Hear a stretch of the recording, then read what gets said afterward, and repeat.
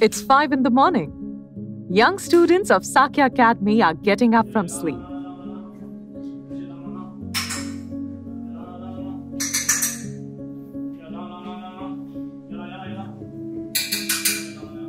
Preparing for their long day ahead. The students, after getting up, are seen making their bed and completing all their morning rituals. They are also observed cleaning their rooms and the dormitories.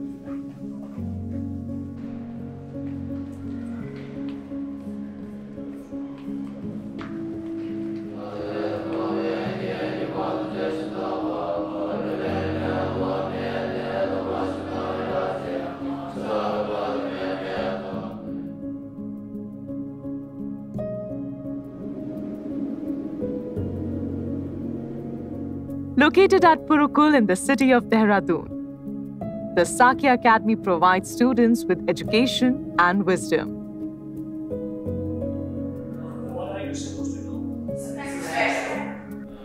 One of the 4 major schools of Buddhism evolving out of Tibet is the Sakya school. For centuries, they have proudly and with honor imparted education and spread the Buddhist ideology among young students. In relation to continuing this beautiful culture of imparting education and wisdom, the Sakya Academy was inaugurated and established in Dehradun in 2010, with the first batch of students arriving in 2015.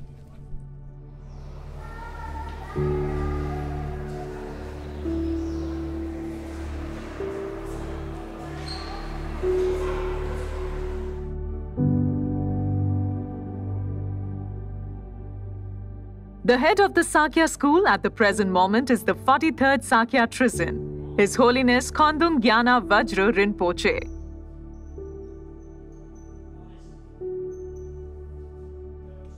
A direct descendant of the distinguished Khon lineage that established the Sakya school with many outstanding masters. Rinpoche's birth was accompanied by auspicious signs, blessing the Sakya Dolma Phodrang with the arrival of another spiritual heir of an unbroken succession of highly realized masters. Many years ago, in Doon School, which we have in Dehradun, one of the best schools in India, Dalai Lama, the 14th Dalai Lama, was invited at the Founders' Day, and also my Guruji, my father, also was invited. And I followed them, and when I saw the performance of the kids, the dancing, the singing, the speech, I was very inspired. I was very amazed by how confident they are, how extremely well behaved and all that. And at that time, as I was watching the performance on the stage, in my mind, it occurred to me that if our kids can also perform like that, our kids can also be with such confidence and such manner, how that kind of a question rise in my mind. And so that was really the beginning of the Sakya Academy, where we started.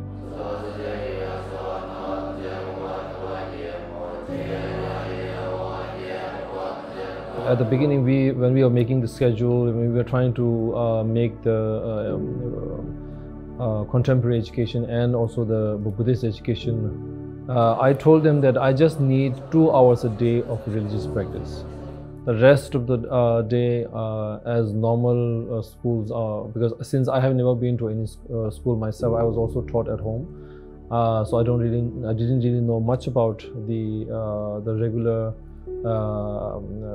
curriculum, but I told them that I just need 2 hours, 1 hour in the morning and 1 hour in the evening, and that is enough for me to, because since we have now 12 years, because our school is from first class till class 12, so that gives us 12 years of education. So that's why I thought 2 hours was sufficient, because at the same time I didn't want to put too much pressure on the kids to learn Buddhist, because these are very deep, these are very complicated teachings. So I thought to keep it light, so that kids also have, of course, do maths, history, science, and all these other studies. So we kept a very a good balance, I thought.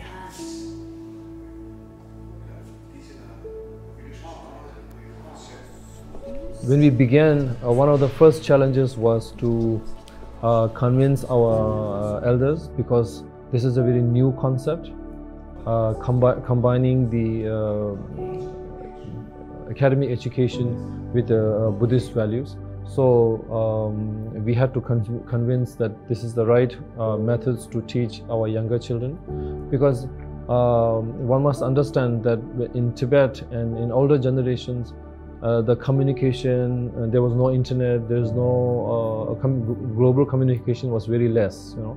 Like, almost like what's happening in this village, the next village didn't really know what's happening here. But since this is a internet era where everybody knows it straight away, we needed not just for oneself but also for the monastery, for our community, to be up to date with the modern education. So when we explained in this way, then they understood the importance of this kind of education, and we were accepted. And beyond that, then of course when we acquired this land, we have never run any school. Running a school and running a monastery was totally different experience. So since we didn't have any school, this is the first school we are running. So we had to learn a lot of things. But more than that, then of course we have to get the permission from the government to acquire the land. This took almost more than a decade altogether. I really hope and pray that other Buddhist community will also pick up and build such schools in their own community, because we have a very large Buddhist community all over the world.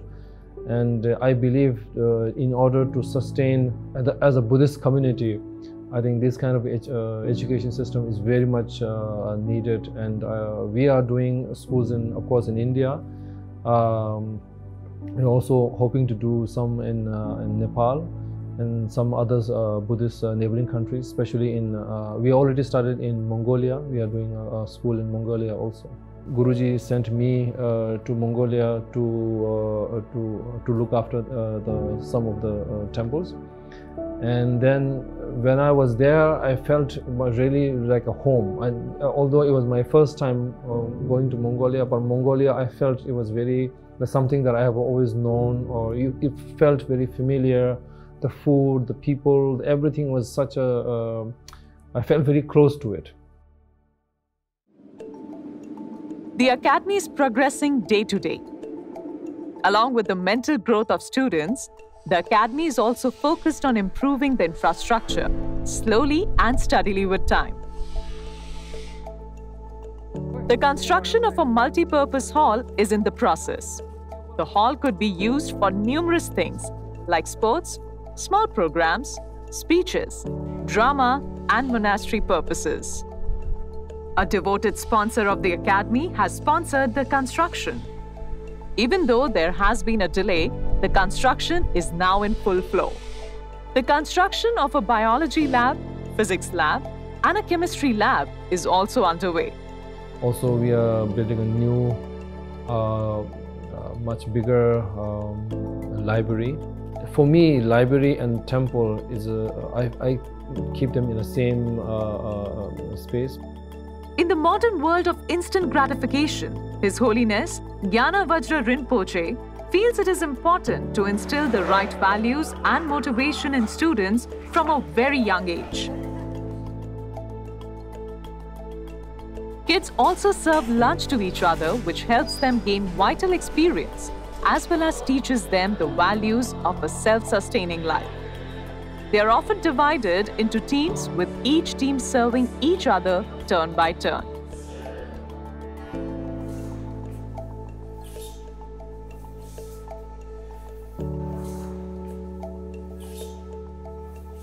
The Academy made efforts towards doing some vegetable plantation since the Academy had some land. With the efforts reaping good fruits, the Academy has now begun an initiative to do full-scale vegetable plantation.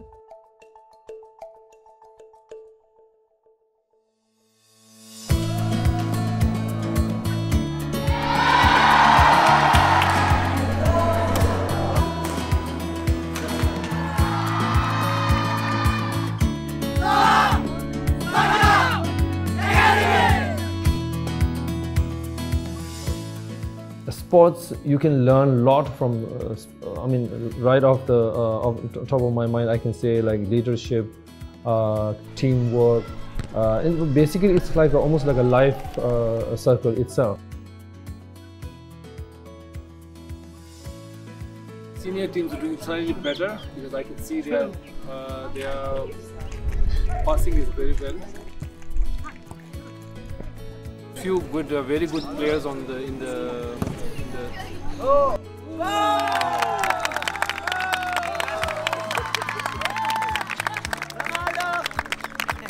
Because every match, every game, every time you play, you are playing for your, because sport is something that you can't play just by yourself. You need team, you need opposition, you need all kinds of things. So basically, I always also tell my kids that when you play, you just don't play just kicking a ball, because you have to play with your team.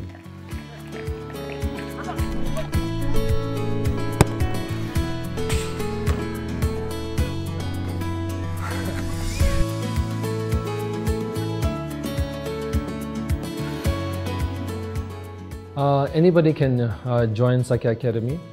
We don't accept younger than 5 years old. We feel that it's too young for them to be away from their family. Other than that, there's no such thing that we have to go from certain families or certain background. Literally anybody can join. They have to understand that we give academy education with Buddhist values and Buddhist teachings. So that's the only thing they have to understand. And then anybody can join basically. Sakya Academy makes efforts to offer the best of both worlds. Along with ancient wisdom, the kids gain tremendous knowledge regarding the modern world. This helps them gain vital experience as well as helps them live a self-sustaining life. This education helps them whether they are at home, at the monastery, or trying to make a name in the outside world. Yet the Academy also tries to imbibe within them Buddhist values and traditions so that they follow the righteous path. Therefore, the Sakya Academy provides its students the best environment to progress in the world by providing them a combination of two vastly different yet beautiful modes of education and understanding.